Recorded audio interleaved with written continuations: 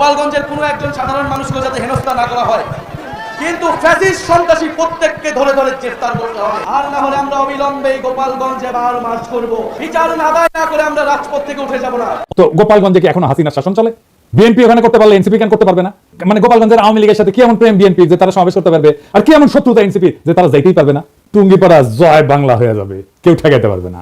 টুঙ্গিপাড়া বাঁচানির একমাত্র রাস্তা হইতেছে বাকশালীদের জাতির কাছে ক্ষমা চাওয়া, নয়তো অপেক্ষা করা লোহা গরম হওয়ার পিনাকির শপথ মিস হয় না। যা কইছি করে দেখাবো ইনশাল্লাহ। গোপালগঞ্জের যে সংঘাত, এটা আকস্মিক কোনো ঘটনা না, এটা যে খুবই পরিকল্পিত ছিল, প্রথম আলোর একটা রিপোর্টে সেটা পরিষ্কার। গোপালগঞ্জের ঐতিহাসিক ঘটনায় হাসনাত নাহিদ সার্জিসদের বিরাট অর্জন হয়েছে। একই সাথে নাহিদরা এনসিবি জামাত শিবিরের প্রতি চিরকৃতজ্ঞ, কারণ হাসনাত নাহিদদের উপর হামলার প্রতিবাদে দেশব্যাপী প্রতিবাদের ঝড় তুলেছে বেসিক্যালি জামাত ইসলাম, ইসলামী ছাত্র শিবির।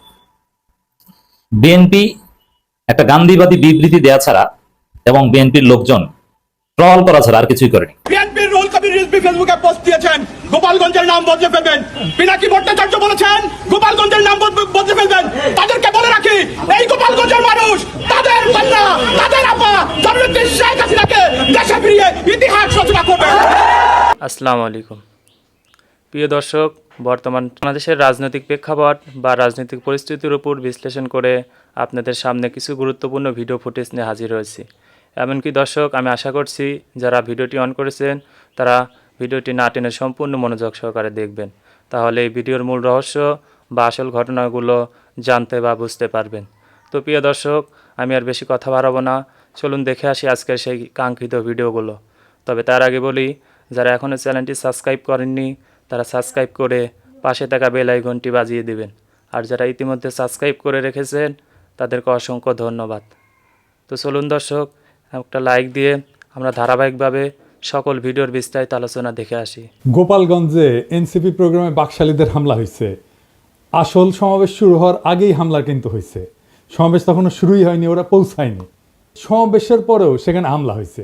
সেই সমাবেশে হাসনাত আব্দুল্লাহ স্লোগান দিছে মুজিববাদ মুর্দাবাদ। শুনেন। মুজিববাদ মুজিববাদ মুর্দাবাদ মুর্দাবাদ মুজিববাদ মুজিববাদ মুর্দাবাদ মুর্দাবাদ মুর্দাবাদ মুর্দাবাদ মুজিববাদ মুজিববাদ মুজিববাদ মুজিববাদ মুর্দাবাদ মুর্দাবাদ ইনকিলাব ইনকিলাব জিন্দাবাদ জিন্দাবাদ। এনসিপি যাইতেছে গোপালগঞ্জ শহরে, আর বাকশালীরা টুঙ্গিপাড়া পাহারা দেয়। আরে বেকুব, টুঙ্গিপাড়ার দায়িত্ব তো আমার। লোহা না গরম হইলে হাতুড়ি দিয়ে লোহায় বাড়ি দেওয়ার লাভ আছে কোনো? বাকশালীদের ঔদ্ধত্য আর জনগণের ঘৃণা সেই পর্যায়ে পৌঁছাইলে টুঙ্গিপাড়া জয় বাংলা হয়ে যাবে, কেউ ঠেকাইতে পারবে না। টুঙ্গিপাড়া বাঁচানির একমাত্র রাস্তা হইতেছে বাকশালীদের জাতির কাছে ক্ষমা চাওয়া, নয়তো অপেক্ষা করা লোহা গরম হওয়ার পিনাকির শপথ মিস হয় না। যা কইছি করে দেখাবো ইনশাল্লাহ। আওয়ামী লীগ আসলে কি, বাকশাল আসলে কি? একটা নিষিদ্ধ ঘোষিত সংগঠন যারা 16 বছর ধরে রাষ্ট্রকে দখল করে রাখা আয়নাঘর আর গুমখুনের রাষ্ট্র বানাইছিল। 1 বছর হয় নাই হাজার হাজার ছাত্ররে মারলো পাখির মতো গুলি কেরা। আর এই ছাত্রলীগ আওয়ামী লীগ নিজেরা অস্ত্র হাতে হাসিনা পুলিশের সাথে নামিছিল। তাদের মধ্যে যারা পলাইছে তারা তো পলাইছেই, আর বাকিগুলা গোপালগঞ্জে যায় ঢুকিছে। রাজনৈতিক নেতাদের জন্মস্থানে সেই দলের একটা প্রভাব থাকে দীর্ঘদিন, এটা স্বাভাবিক।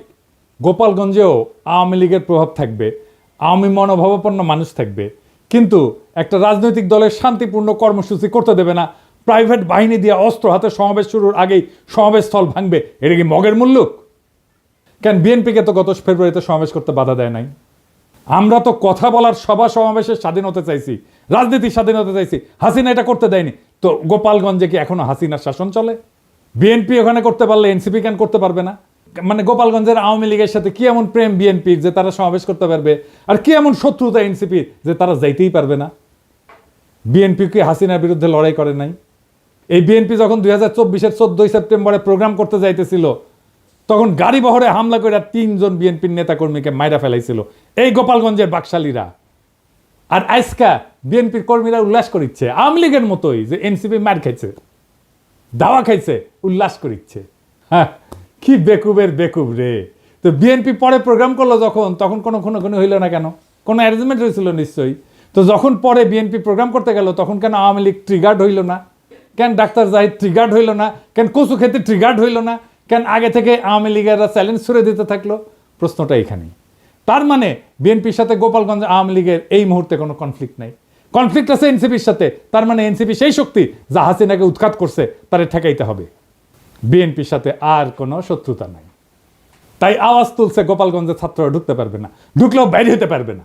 এইটা ছিল মিথ। এই মিথ চুরমার হয়ে গেছে। রাজনৈতিক দলের কর্মসূচিকে নিরাপত্তা দেওয়া পুলিশের কর্তব্য, আর্মির কর্তব্য। এনসিপি মারপিট করতে যায় নাই, সভা করতে গেছে, রাজনৈতিক সভা। এনসিপির হাতে অস্ত্র ছিল না, আমরা সবাই দেখছি। তারা খালি হাতে গেছে, পুলিশ আর্মি নিরাপত্তা দিচ্ছে, তাদের পেশাগত কাজ করছে। পুলিশ আর্মি এই কাজটা করছে রক্তপাতহীনভাবে, কোনো প্রাণ ঝরে নাই যতক্ষণ পর্যন্ত এনসিপির নেতারা ছিল। এটাই বিজয়, হাসিনার জামানাকে অতিক্রম করে যাওয়ার বিজয়। এই বিজয় এলো বর্ষা বিপ্লবের নায়কদের হাত ধরে। গোপালগঞ্জে মুজিব বিরোধী সমাবেশ করতে যাওয়া যায়, নিরাপদে ফিরেও আসা যায়, কোনো প্রাণঘাতী সংঘাত ছাড়াই। তারা তাদের কর্মসূচি শেষ করে ফেরত আসছে। এই ঘটনার রাজনৈতিক মূল্য অনেক। এইগুলাই ছোট ছোট বিজয়। আর গোপালগঞ্জের জনগণ নামে নাই, নাম ছিল বাকশালী গুন্ডারা।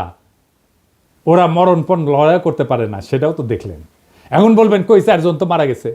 হ্যাঁ মারা গেছে, কারণ তারা এনসিপির নেতারা ফিরে আসার পরে নানা জায়গায় হামলা শুরু করেছিল, বোমা আগ্নেয়াস্ত্র নিয়ে, এমনকি জেলখানা আক্রমণ করেছে।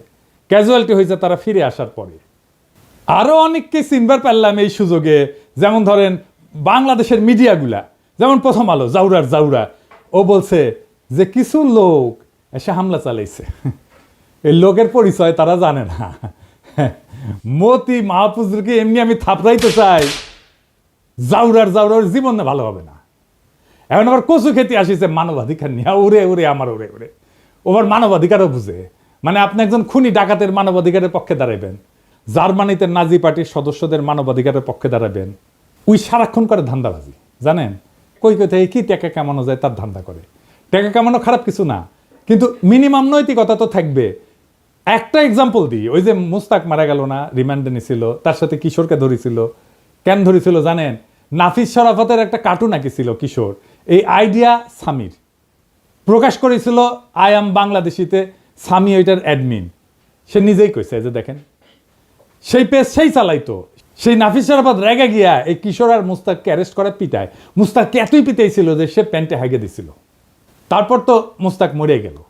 সেই নাফিস শরাফতের একটা কাজের জন্য এই সামি তদবির করছে মন্ত্রণালয়ে, কাজ দেয় না, এই জন্য মন্ত্রণালয়ের দায়িত্বপ্রাপ্ত বিশেষ সহকারী পিছে সে লাগিছে, তার নামে রিপোর্ট করা হয়েছে। যে আমার কমরেডকে মেরে ফেলাইলো তার জন্য তদবির। সি সি সি সি রে সামি সি। আমি এটা শুনে বাকরুদ্ধ। একটা মানুষের নৈতিক পজিশন এত সহজে বেঁচে দেওয়া যায়? মুস্তাকের জীবনের এতটুকু মূল্য নাই তার কাছে। আমি যে ওরে অপছন্দ করি এমনি এমনি না, ওর মধ্যে বিবেক মনুষ্যত্ব কিচ্ছু নাই। ওর সঙ্গে যখন কথা হইতো তখন আমি বলছিলাম যে আপনি মোটা আজিজের মারছেন না, সেটা আমাদের জন্য ভালো হয়েছে, কিন্তু আপনার একটা বস্ত বড় ক্ষতি হয়েছে। আপনার মধ্যে একসময় রিমোর্স আসবে, অনুতাপ আসবে।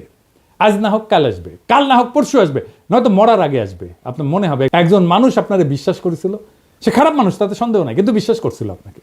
সেই বিশ্বাস, ট্রাস্ট আপনি ভাঙছেন। ট্রাস্ট একটা খুব ইম্পর্টেন্ট জিনিস। বাংলাদেশে বিশ্বাস ভাঙাটা কোনো ব্যাপার না। আর এই কচুকে দেখে বুঝলাম ও মরার টাইমে ওর রিমোর্স আসবে না। তবে আল্লাহর মায়ের বলে একটা জিনিস আছে না, সেটাও টের পাইতে শুরু করবে এখনই ও টের পাবে। বাংলাদেশের কোনো মানুষ তাকে আর বিশ্বাস করবে না। আর আমি তো আমার এপিসোডে তার প্রশংসা করেই যাব। মানুষ জানবে একজন অতিশয় ভালো মানুষ আছে দুনিয়ায়, সে ভালো কাজ করে, সে ভালো ছেলে, সন্ধ্যায় হাত মুখ ধুয়ে পড়তে বসে, আর দেখে কোটি কোটি ধান্দা করা যায়, কোটি কোটি চান্দা আদায় করা যায়। কারে কারে দিয়ে চান্দা আদায় করে সেটাও জানি। যাই হোক, অনেকে কইতেছে যে এই হাসনাত আর্মি চিফের বিরুদ্ধে দাঁড়াইছিল, এখন আর্মির গাড়িতে কেন নিরাপত্তা নিল? আসেন ব্যাপারটা একটু বুঝে দিই। জিয়াউর রহমান এরশাদ যা পারেনি, হাসনাত আব্দুল্লাহ নাহিদ ইসলামরা তা করে দেখিয়েছে। পুরো জাতির অবাক হওয়ার কথা না, পুরো বিশ্বের অবাক হওয়ার কথা। ওরা কি করেছে, কি দেখিয়েছে, জাস্ট ইমাজিন। দর্শক, গোপালগঞ্জে ঢুকে গোপালগঞ্জবাসীকে নাড়া দিয়ে ইতিহাস সৃষ্টি করে এসেছে হাসনাত আব্দুল্লাহরা। আমি আসছি বিস্তারিত। এরপর সেকেন্ড গোপালগঞ্জ বলা হয় বাংলাদেশের ফরিদপুরকে। সেই ফরিদপুরে এনসিপির যে গণজোয়ার, সেই ফরিদপুরে তোলপাড় সৃষ্টি করে এসেছে হাসনাত আব্দুল্লাহরা, নাহিদ ইসলামরা, এনসিপিরা। মুজিববাদ মুর্দাবাদ, ইনকিলাব জিন্দাবাদ। ফরিদপুরের রাজপথ এই স্লোগানে প্রকম্পিত। জনগণের উপচে পড়া ভিড়, বিশাল জনস্রোত এনসিবির ফরিদপুরের মাটিতে, এর আগে রাজবাড়িতে, মাদারীপুরও হবে, সব জায়গায় হবে। তো গোপালগঞ্জ, ফরিদপুর ওগুলো একই ছিল একসময়, একই। ফরিদপুরে সে নিক্সন চৌধুরী, আরো কত কিছু আওয়ামী পান্ডারা বা হাসিনার আত্মীয় স্বজন একটা বড় অংশই ফরিদপুরের। ফরিদপুর মানে এই যে বললাম যে দ্বিতীয় গোপালগঞ্জ বলা হয়। তো গোপালগঞ্জে কালকে এক ঘটনা ঘটি আসে, আবার সেই গোপালগঞ্জের কাছে, আপনি যারা জানেন না তাদেরকে বলছি, গোপালগঞ্জের গতকালকে ঘটনার সময় ফরিদপুর, মাদারীপুর বিভিন্ন জায়গায় রাস্তা আটকাতে আওয়ামী লীগের কিছু পান্ডারা নেমেছিল। সেই ফরিদপুরে আজকে নাহিদরা যা দেখিয়েছে অবিস্মরণীয়।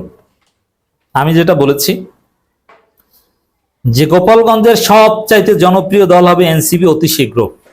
এই আওয়ামী লীগের লোকজনেই এক পর্যায়ে যখন দেখবে যে না, হাসিনার কথা শুনে কোনো লাভ নেই, আওয়ামী লীগ আর কোনোদিন ফিরতে পারবে না, যারা অপরাধী তাদের বিচার হবে, কিন্তু যারা অপরাধী না তারা দল চেঞ্জ করবে।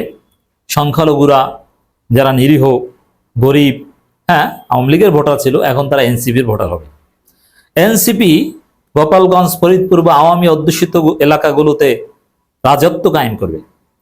আমি এটাও বলেছি যে এনসিপির মূল রিক্রুটমেন্ট হাব হবে আওয়ামী লীগ। যেমন জামাতের জনশক্তি রিক্রুট হয় শিবির থেকে, সেরকম এনসিপির জনশক্তি রিক্রুট হবে আওয়ামী লীগ থেকে। যেহেতু আওয়ামী লীগ থাকবে না, আর আওয়ামী লীগ একটা বড় দল, বাংলাদেশ সবচেয়ে বড় দল ছিল, এজন্যে আওয়ামী লীগের লোকজনকে কোনো না কোনো দল করতে হবে, বা বিশাল একটা জনগোষ্ঠী আছে, অনিবার্যভাবেই নানান হিসাব নিকাশ মিলে যাওয়ায় তারা এনসিপিকে বেছে নেবে। এটা ৭১ সালেও এই সেম ঘটনা ঘটেছিল। যারা মুসলিম লীগ করত এই পশ্চিম পাকিস্তান অংশে, পূর্ব পাকিস্তান অংশে, তারা বেশিরভাগই কিন্তু আওয়ামী লীগই করেছে। তারপরে জিয়াউর রহমান এরশাদের সময় কেউ কেউ বিএনপি জাতীয় পার্টি করেছে, কিন্তু বেসিক্যালি তারা আওয়ামী লীগ করেছে। অথচ মুসলিম লীগ আওয়ামী লীগ সম্পূর্ণ বিপরীত মেরুর দল, এবং তারা সেটা করেছে। এই জন্যে গোপালগঞ্জের পতনে এনসিপির হাতে হবে, এবং ওই গোপালগঞ্জের আওয়ামী লীগরা একটা পর্যায়ে এসে রিকনসিলিয়েশনের পর বা ট্রুথ কমিশনের পর, যেভাবে হোক না কেন, পরিশুদ্ধ হয়ে হোক, এরা এনসিপি করবে। তো দর্শক, এনসিপি যা করেছে গোপালগঞ্জ এবং গোপালগঞ্জের আশেপাশে ফরিদপুরে, এটা প্রেসিডেন্ট জিয়াউর রহমান এবং হোসেন মোহাম্মদ এরশাদও পারেনি। আজকে বিএনপির লোকজন ট্রল করছে যে ওরা সেনাবাহিনীর ট্যাঙ্কের ভিতরে। প্রিয় দর্শক, আমি আশা করছি ভিডিওটি সম্পূর্ণ মনোযোগ সহকারে দেখেছেন। সেই সাথে ভিডিও সম্পর্কিত কোনো তথ্য বা মতামত থাকলে কমেন্ট বক্সে জানিয়ে যাবেন। আজকের মতন এখানে শেষ করছি। ফিরে আসছি আগামী দিনে অন্য কোনো টপিকস নিয়ে। সে পর্যন্ত ভালো থাকবেন। আল্লাহ হাফেজ।